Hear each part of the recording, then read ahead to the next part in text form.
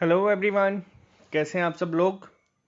आप लोगों को पता है हमने ये सेशन स्टार्ट किया हुआ है। आज जो हम करेंगे ये होगा हमारा पार्ट सेकंड का थर्ड पार्ट। इससे पहले मैं आपको बता दूं कि हमने इसी में जो आप लोगों का एग्ज़ाम है स्पेशल रेफरेंस टू जे&के, जो भी आपसे चीज़ें पूछी गई हैं उसमें हमने करंट अफेयर जो थे पिछले 1.5 साल के वो कवर किए हैं। उसके 5 पार्ट अवेलेबल हैं। आप इस आई बटन को क्लिक करेंगे, आपको प्लेलिस्ट दिख जाएगी अगर आप पहली बार देख रहे हैं। उसके बाद आपका टॉपिक आता है इम्पॉर्टेंट टूरिस्ट डेस्टिनेशन जो जे&के की हैं।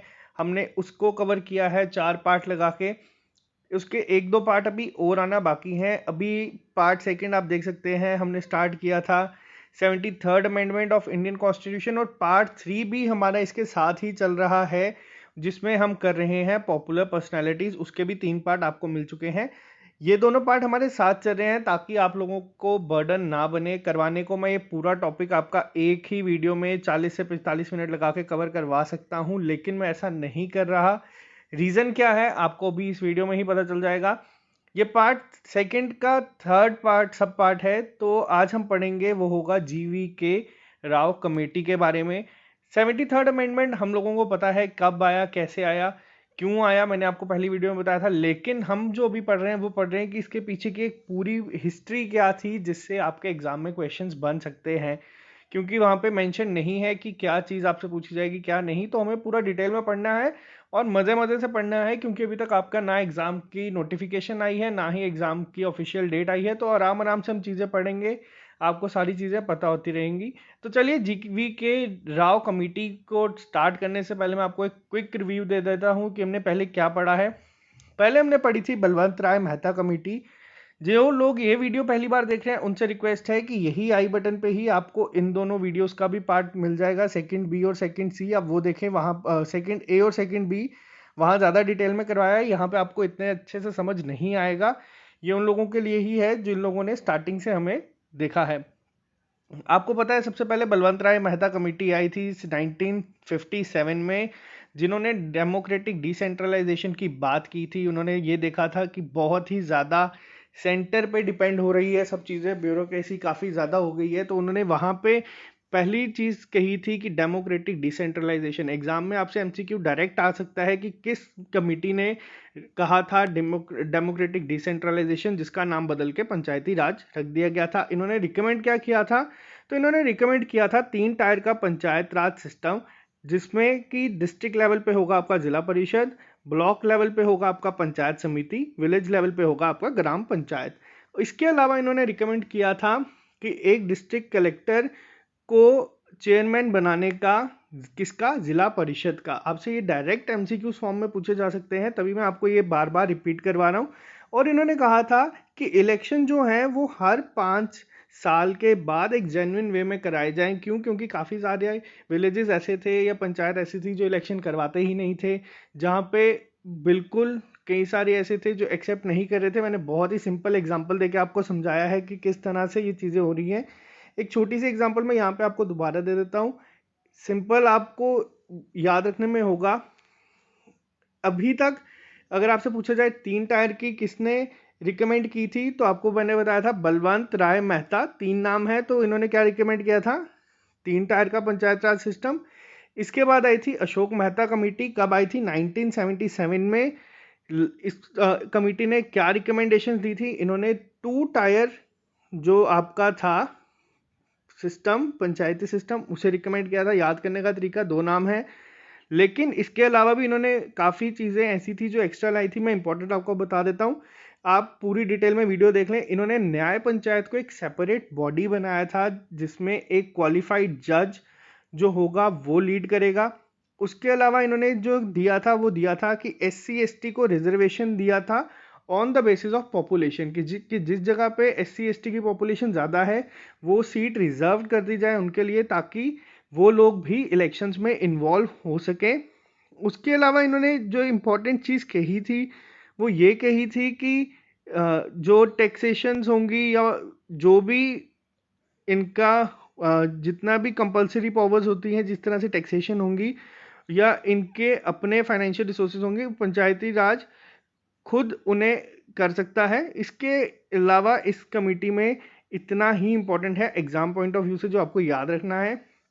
लेकिन अब जो हम बात करेंगे वो है आपकी GV राव कमेटी की। इस कमेटी में ऐसा क्या था जो पिछली 2 कमेटी से अलग था, तो यहाँ पे हम डिटेल में बात करते हैं।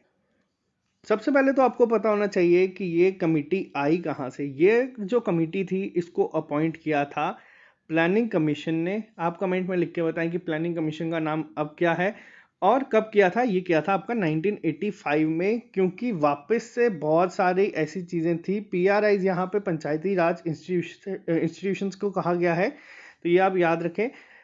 इस कमेटी के जो ओपिनियन थे कि पूरा जो रूरल डेवलपमेंट है वो नहीं हो पा रहा है, किस वजह से, तो वो इसके लिए यहाँ पे कमेटी GV राव कमेटी आई थी। क्योंकि इनका कहना ये था कि जो अभी चीज़ें चल रही हैं वो चल रही हैं ग्रासेस विदाउट रूट्स, यानी कि डेवलपमेंट दिख रही है ऑन पेपर, लेकिन जो वहाँ के लोग हैं, गांव के लोग हैं या पंचायत हैं, वहाँ पे वो चीज़ें नहीं पहुँच पा रही हैं। इस सब के लिए इस कमेटी को बनाया गया था, क्योंकि ब्यूरोक्रेसी जो थी वो वापस से अपना उतना ही होल्ड बना रही थी। और जो पंचायती राज की जो बात की जाती थी पहली 2 कमिटीज़ के द्वारा, वो उस तरह से वहाँ पे काम नहीं कर पा रहे थे। तो इसको ठीक करने के लिए इन्होंने काफ़ी रिकमेंडेशंस दी। तो वो रिकमेंडेशंस क्या थी मैं आपको इंपॉर्टेंट डिटेल में बताऊंगा। MCQs फॉर्म में आपको किस तरह से पूछी जाएगी वो भी। तो चलिए बात करते हैं उन पे। तो इन्होंने क्या कहा था, जैसे आपको मैंने पहले कहा था कि जिला परिषद हमेशा से एग्जीक्यूटिव बॉडी रही है, एडवाइजरी बॉडी रही है, कि वो डिसाइड करते थे कि क्या चीज़ें होंगी क्या नहीं। लेकिन इन्होंने क्या कहा था, इन्होंने ये कहा था इसमें कि जो इतने भी पंचायती राज इंस्टीट्यूशंस हैं have to be activated and provided with all required support to become effective organization। तो ये क्या कह रहे थे कि जितना भी चीज़ें हैं ज़रूरी, वो पंचायती राज खुद डिसाइड करे कि उन्हें क्या चाहिए। जैसे कि आप देख सकते हैं डिस्ट्रिक्ट लेवल एंड बिलो के लिए कहा गया था कि वो खुद असाइन करें the work of planning, implementation and monitoring of the rural development programmes. ये कहा गया था कि जितने भी चीज़ें इम्प्लीमेंट होंगी या जो जितनी भी चीज़ें असाइंड होंगी या जितनी भी चीज़ें मॉनिटर होंगी, वो खुद जो भी होगा वो डिस्ट्रिक्ट लेवल या उसके बिलो के पंचायती राज इंस्टीट्यूशन ही डिसाइड करें कि किन किन चीज़ों में होंगी।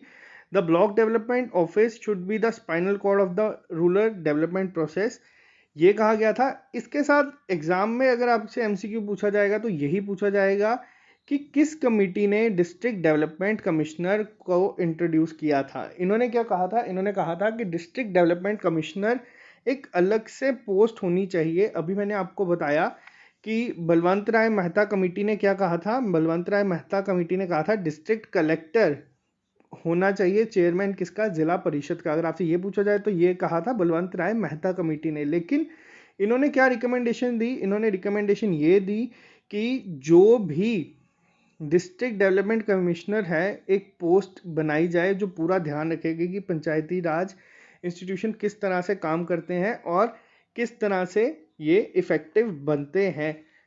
इस सब के साथ एक चीज़ इन्होंने रिकमेंड की, क्या रिकमेंड की थी कि इलेक्शन जो हैं वो कंडक्ट होने चाहिए रेगुलर बेसिस पे। जिन लोगों ने पहली वीडियोस देखी है उन्हें मैंने बताया है पहले 2 पार्ट में कि इलेक्शंस का क्या था। इलेक्शंस अपनी मर्जी से होते थे, कई जगह पे 5 साल बाद होते थे, कई जगह में 10 साल बाद होते थे, कई जगह में इलेक्शंस होते ही नहीं थे। और इस सब चीज़ों को रोकने के लिए जो इस कमेटी ने रिकमेंड किया वो ये किया था कि पंचायत राज इंस्टीट्यूट में जो इलेक्शंस होंगे वो रेगुलर बेसिस पे होंगे और एक प्रॉपर टाइम फ्रेम के ड्यूरेशन के बाद होंगे, ताकि जो डेवलपमेंट्स हैं वो देखी जा सके। अशोक मेहता कमेटी ने क्या कहा था, अशोक मेहता कमेटी ने यहाँ पे आपको बता दूं, इन्होंने कहा था कि अगर there should be an official participation of political parties at all level of panchayat elections. तो इन्होंने ये कहा था, इन्होंने कहा था कि इन्हें पॉलिटिकल पार्टीज को लेके आना चाहिए। जबकि इन्होंने क्या कहा, इन्होंने ये कहा था कि जो इलेक्शंस होंगे वो रेगुलर टाइम फ्रेम के बीच में होंगे और रेगुलर बेसिस पे होंगे, ताकि जितनी भी चीज़ें हैं वो जल्द से जल्द ट्रैक पे आए। ये तो थी GV राव कमेटी। 1985 में आई थी। इसी के 1 साल बाद आई थी आपकी LM सिंघवी कमेटी। तो वो मैं आपको कल बताऊंगा, ताकि आप लोगों पे एक ही बार ज़्यादा बर्डन ना पड़े। और जब कल वो करवाऊंगा तो उससे पहले आपको इन 3 का एक क्विक रिकैप दूंगा, ताकि आपको ये सारी चीज़ें बार बार सुन के दिमाग में रहें, और एग्ज़ाम में आपको और कुछ हो या ना हो तो जो मैंने बोला है वही स्ट्राइक करेगा और आप एग्ज़ाम में इसे करेंगे। मैं खुद वीडियो का ड्यूरेशन 10 से 15 मिनट का ही रख रहा हूँ, क्योंकि बहुत सारे लोगों के लिए ये चीज़ें नहीं है, और कई सारे लोगों को मुझे पता है ये सारी चीज़ें आती हैं। तो हमें सबको एक साथ लेके चलना है। जिस दिन हमारे टॉपिक खत्म हो जाएगा, एग्जाम पॉइंट ऑफ व्यू से इस पूरे टॉपिक से जो 15 से 20 एमसीक्यूज निकलेंगे, नेक्स्ट वीडियो में वो लेके आऊंगा। उसके बाद हम नेक्स्ट टॉपिक पे शिफ्ट करेंगे। तो आज के लेक्चर में सिर्फ मैं इतना ही रखता हूँ। जो लोग नए हैं वो हमें ज्वाइन कर सकते हैं हमारे फेसबुक, इंस्टाग्राम, टेलीग्राम पे, जहाँ पे आपका इसी का क्विज होगा। इस संडे आपका क्विज नहीं होगा। मैं कोशिश करूंगा कि संडे या मंडे ट्यूसडे तक ये टॉपिक खत्म करवा के उसके बाद ही मैं आपका क्विज कंडक्ट करवाऊंगा इसी टॉपिक का वहाँ पे। तो तब तक आप हम वेट करें और इसे पढ़ते रहें। तो थैंक यू जो भी लोग हमारे साथ हैं। 22,000 हम हो चुके हैं, 23,000 हम आने वाले 1-2 दिन में हो जाएंगे। तो बहुत अच्छा रिस्पॉन्स आपकी तरफ से आ रहा है। अपनी तरफ से हम जो कोशिश कर रहे हैं वो आप सबके सामने है। तो आज के लेक्चर में सिर्फ इतना ही। मिलते हैं आप लोगों से कल नए लेक्चर के साथ। Okay guys.